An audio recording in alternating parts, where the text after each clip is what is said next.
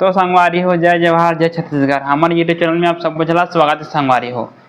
तो संगवारी हो, आज हम आप मन दिखाए की कोशिश करबो संजय सुरीला के प्रोग्राम हमारे कवर्धा में हुई से।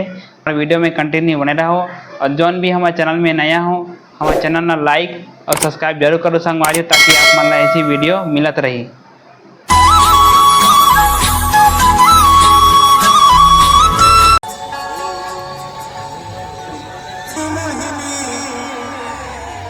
अरे मोहिनी